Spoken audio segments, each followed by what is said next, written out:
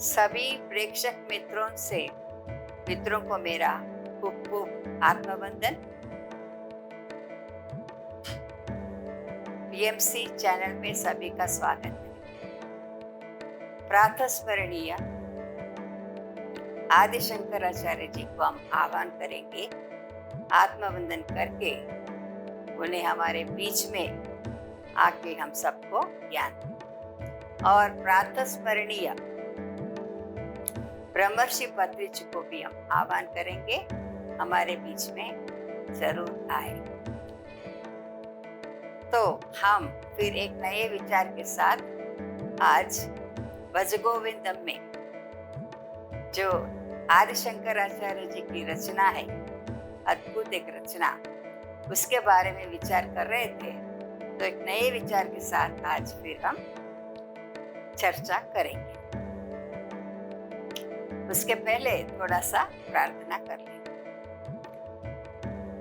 सदा शिव समारंभान् शंकराचार्य मध्यमान् अस्मदाचार्य पर्यन्तां वंदे गुरु परंपरा।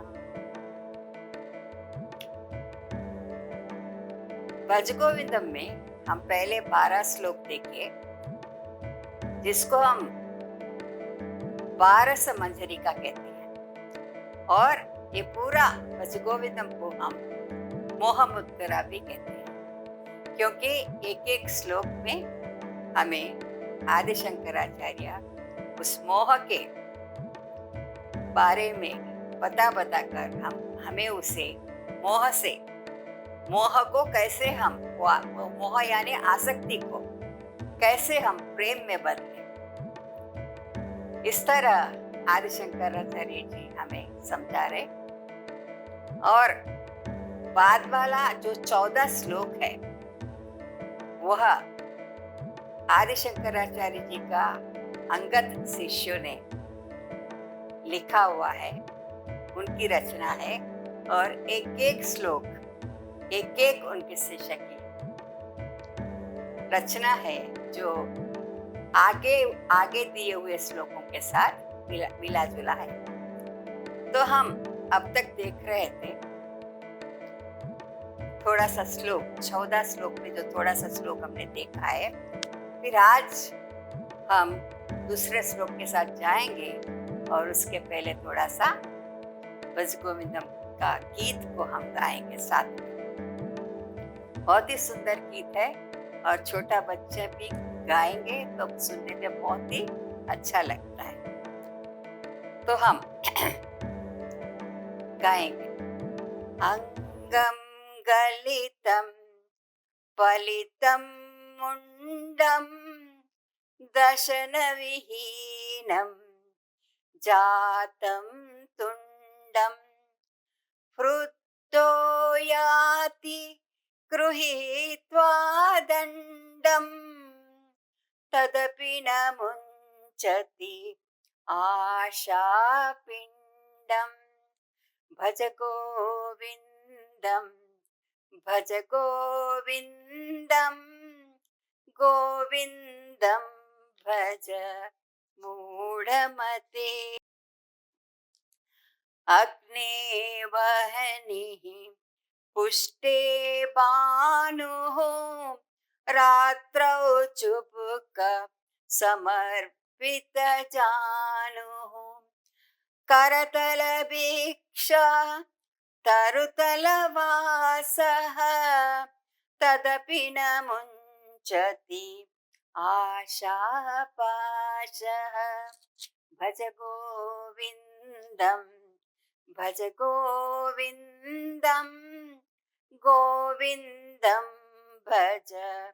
मूढ़मते। कुरुते गंगा सागर गमनम व्रति परिपालन मथवा दानम ज्ञान विहीनः सर्वमतेन भजति न मुक्तिं जन्मशतेन भज गोविन्दं भज गोविन्दं गोविन्दं भज मूढमते सुरमन्दिरतरु मूलनिवासः शय्याभूतल मजिनं वासः सर्वपरिग्रह भोगत्यागः कस्य सुखं न करोति विरागः भज गोविन्दं भज गोविन्दं गोविन्दं भज मूढमते योगरतो वा भोगरतो वा संगरतो वा संगविहीनः यस्य ब्रह्मणि रमते चित्तं नन्दति नन्दति नन्दत्येव भज गोविन्दं भज गोविन्दं गोविन्दं भज मूढमते। बहुत ही सुंदर श्लोक भज गोविंदम का अब तक हम देखे। ये दो श्लोक जो है साथ में जाते हैं। कौन सा वाला? सुरमंदिरतर मूल निवासः शय्याभूतल मजिनं वासः सर्व परिग्रह भोग त्याग कस्य सुखम न करोति विराग। उसके बाद योग रतो वा भोग।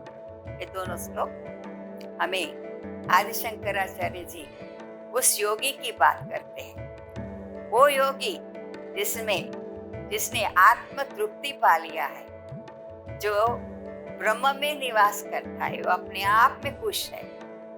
ऐसा योगी कैसा रहता है, उसके मन की विचार क्या रहती है, उसे हमें बता रहे। बहुत ही सुंदर कहते हैं, ऐसा योगी सुर मंदिर तर मूल निवास है।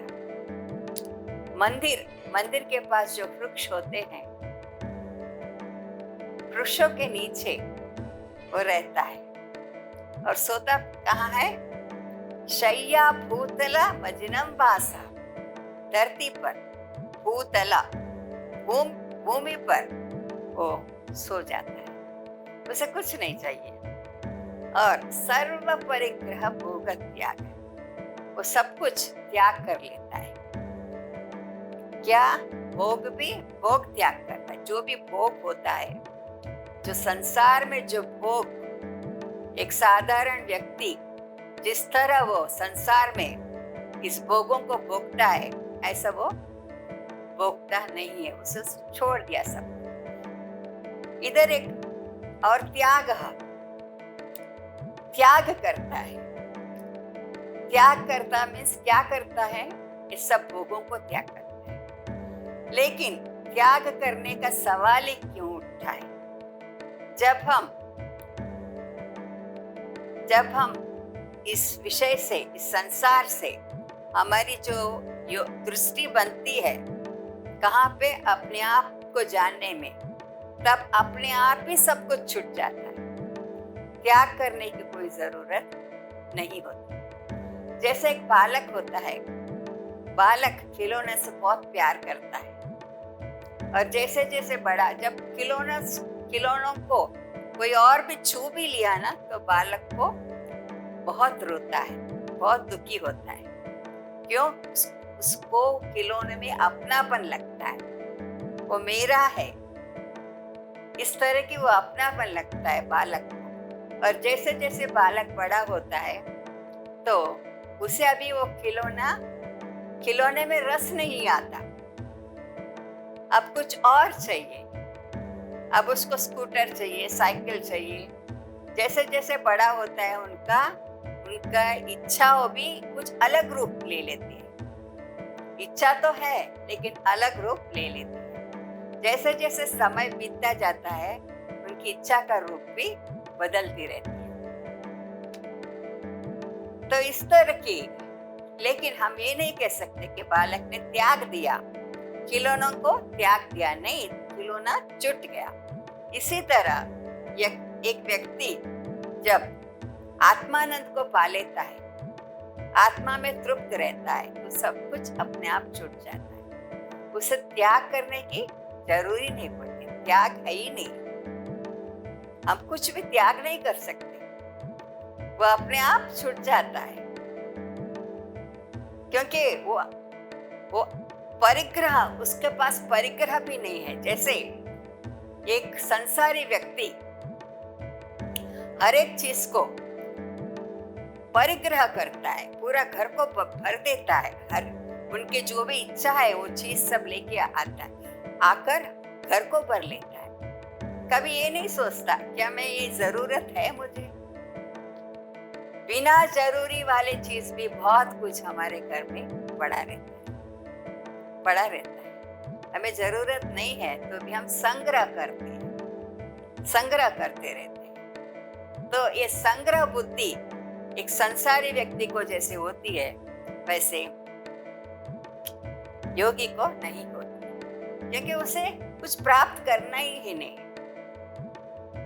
उनका भी कोई इच्छा भी नहीं है, वो अपने आप में तृप्त है। ऐसा व्यक्ति को न भोग चाहिए, न कोई वस्तु चाहिए उसे खुश रखने के लिए, क्योंकि वो जान लिया है अभी, क्योंकि ये सब चीजों में कोई खुशी नहीं है। खुश कहाँ पे है? मेरे मन में है।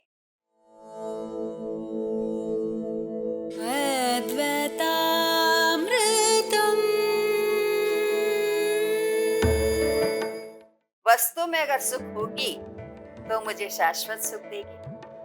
हमने वस्तु लाए, वस्तु लाके बहुत इच्छा थी कि हमें कुछ खरीदने की, खरीद लिया, घर पे भी लेके आए, उसके साथ बहुत खुशी भी हुई, लेकिन थोड़ा दिन के बाद उससे भी मन भर जाता है, तब उससे भी खुशी नहीं।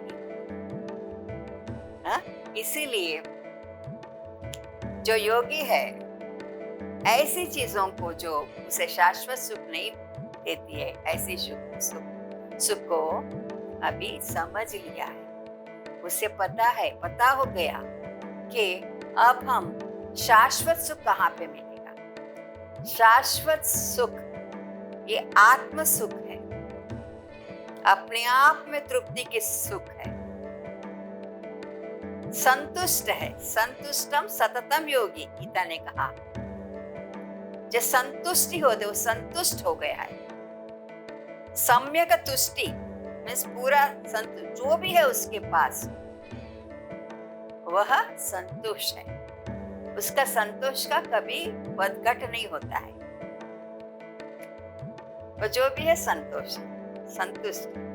लेकिन असंतुष्ट कौन है? जो साधारण संसारी व्यक्ति, क्योंकि उसे हर चीज में वो संतोष नहीं मिलता जो उसे इस संसार की तरफ से अपने ओर लेके जाती है, क्योंकि वो इसे कभी भी इस तरह सोचा ही नहीं। वो यही समझता है कि संसारी सच है, संसार सच है। संसार में रहकर भी हम निर्वाण पा सकते हैं। कोई योगी ऐसा होता है, जैसे यहाँ पे बताए है, कि वह मंदिर में भी सोता है तो सुखी है, मंदिर में रहता है तो भी सुखी है, और थोड़ा सा भिक्षा मिलेगी वो खा के भी वो सुखी है। और ऐसा भी योगी है जो संसार में रहकर भी वो सुखी है, क्योंकि उसका मन ही बदल गया। वो उनका मन जो निर्वाण तरफ चला गया। संसार में सब कुछ भोगते हुए भी वो अलिप्त है, वो एकांत वासी हो गया है, मन से एकांत वासी हो गया है। इसीलिए वो इस संसार के चीजों, संसार में रहकर भी वो खुश रहता है, वो आनंद रहता है। और वो जो संतोष उन्हें मिला है वो सब कुछ सब लोगों को बांटता रहता है, क्योंकि संसार एक ऐसी स्थल है जहां से हम हर तरह की अनुभव कर सकते हैं। सुख की अनुभव भी कर सकते हैं, दुख की अनुभव कर सकते हैं। ये संसार ही हम हमें सब कुछ सिखाती है, कर्म भूमि है। तो इस संसार के पास से हम सीखते हैं किस तरह हमारी मन को समत्व बुद्धि में रख सकते हैं। समत्व बुद्धि, समत्वम योग उच्यते, गीता ने कहा है। तो समत्व बुद्धि में हम कैसे रह सकते हैं, ये संसार में हमें पता लगता है। संसार से अगर दूर भाग जाएंगे तो हमें वो अनुभव कैसा होगा, क्योंकि वहां संसार है ही नहीं। तो इसीलिए संसार एक ऐसी भूमि है, ऐसी अनुभव करने वाली भूमि है, लोक है, इसको लोक बोलते हैं। ऐसे संसार में रहकर निर्वाण पाना बहुत कठिन है, लेकिन भवसागर से पार करना है तो संसार के सब भोगों को भोगते हुए हम निर्वाण पाए।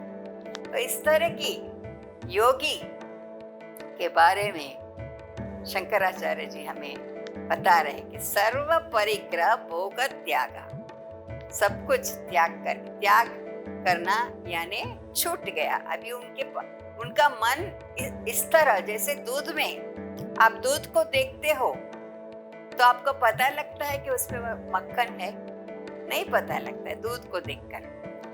दूध जब दही बनती है और दही परिवर्तन हो रहा है ना, दूध अभी दही में परिवर्तन हो गया, फिर उस दूध में से दूध को हम उसको मंथन करके, दही को मंथन करके, फिर इतना मंथन करने के बाद उसमें से मक्खन निकलता है।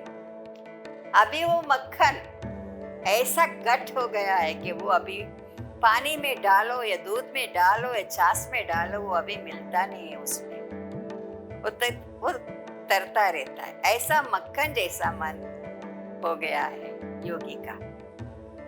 वो अभी कहीं पे भी रहे तो उससे मिलता नहीं, उससे अलिप्त रहता है।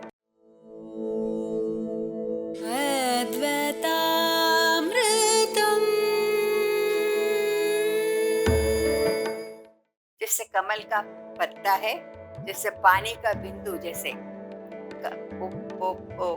कमल का पत्ते में फैलता रहता है, घूमता रहता है, नाचता रहता है। बहुत ही सुंदर दृश्य।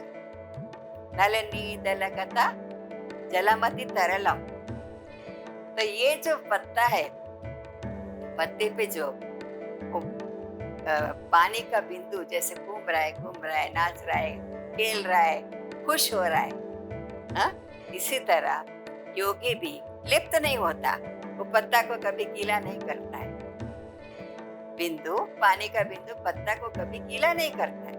इसी तरह योगी भी इस संसार में घूमता है, फिरता है, भोगता है, सब कुछ करता है, लेकिन कभी भी संसार के इन विषयों से लिप्त नहीं होता। वो जहां भी रहे मन से वो अकेला ही होता है। तो इस भाव को, इस योगी का भाव को, योगी इस तरह की स्थिति कैसे पाए, ये बात को हमें शंकराचार्य जी बता रहे। ऐसे ही श्लोक दूसरा वाला भी इसके साथ ही जाता है, वो है योगरतो वा। योगरतो वा भोगरतो वा संगरतो वा संगविहीनः यस्य ब्रह्मणि रमते चेत्तं नन्दति नन्दतीव। भज गोविन्दं गोविन्दं भज मूढमते। बहुत ही सुंदर श्लोक है। और ये जो श्लोक है ना, पूरा भज गोविंदम का आत्मा है, आत्मा, जिसे हमें शंकराचार्य जी समझाना चाह रहे, जहाँ हमें ले जाना चाहते हैं, ये श्लोक है। ये श्लोक तक हमें पहुंचना है। संसार की ये जो माया जाल है, माया जाल में से मुक्त होकर हमें इस स्थिति को पहुंचना है। इस विचार को, इस तरह के विचार करने से हमें, हम कौन है, कहाँ से आए हैं, कहाँ जाना है, इस गंभीर बातों पर विचार करते करते हम उस सत्य तरफ, सत्य के ओर पहुंचना है और सत्य को पाना है। ऐसा जो योगी है, जो सत्य को पा लिया है, वो कैसा रहता है? जैसे गीता में अर्जुन ने पूछा था कृष्ण को कि ऐसा स्थितप्रज्ञ लक्षण क्या है, कैसा रहता है वो योगी, वो क्या करता रहता है, क्या खाता रहता है, क्या हमारे जैसा ही रहता है? तो कृष्ण ने बहुत सुंदर गीता में इन बातों को, इन प्रश्नों को जवाब दिया है कि ऐसे ही कि योगी कोई अलग नहीं है, हमारा जैसा ही है, लेकिन उनका मन जो अपने ओर, दृष्टिकोण उनका बदल गई, अपने ओर, अपने सत्य की ओर।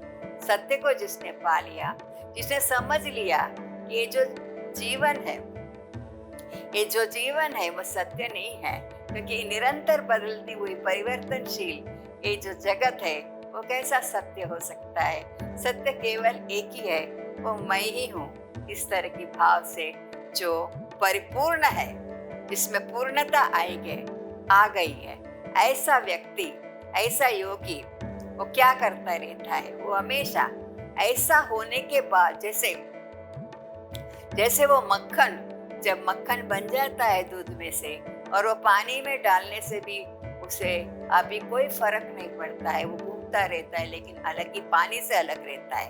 पहले पानी के साथ था, लेकिन छाछ के साथ था, अभी वो अलग रहता है। ऐसे ही योगी वो संग में रहकर भी ऐसे ही है। और योग रतोवा, योग में रहकर भी, भोग में रहकर भी, यानी योगी, वो योगी व्यक्तित्व बनने के बाद भी, संसार में रहकर भी वो कैसा है? भोग करते भी वो कैसा है? उनका चित्त कैसा है? यस्य ब्रह्मणि रमते चित्तम, उसका चित्त में एक ही विचार चलती, एक ही विचार कि मैं ये नहीं हूँ, मैं ये नहीं हूँ, मैं सत्य हूँ। इस तरह की ब्रह्म यानी क्या? सत्य। हम सब ब्रह्म है, लेकिन हम जानते नहीं हैं। हम जानते नहीं है क्योंकि हमारे में ऐसे माया का पर्दा पड़ गया है, ऐसा मोह का पर्दा पड़ गया है। इसे हमें हटाना है, फिर हम उस ब्रह्म में स्थित होकर उस विचारों में हमारी मन भी हमेशा बहती रहती है। ऐसा जो योगी है, जो संग में हो, संग नहीं भी हो तो फिर भी उसे कोई फर्क नहीं पड़ता है कि वो अपने आप में तृप्त है। तो इसीलिए कहते हैं नंदति नंदति नंदति एव। तो ऐसा खुश रहता है, हमेशा खुश रहता है। तो ऐसा योगी की बात शंकराचार्य जी ने हमें बहुत सुंदर बताए कि उस ऐसे योगी जो है वो इस तरह की जीवन जीता है, और वो जीवन जीता है सबके बीच में रहकर भी, संसार के सभी लोगों से मिलते जुलते भी, तो उनके अंदर एक ही राग बहता रहता है, एक ही राग।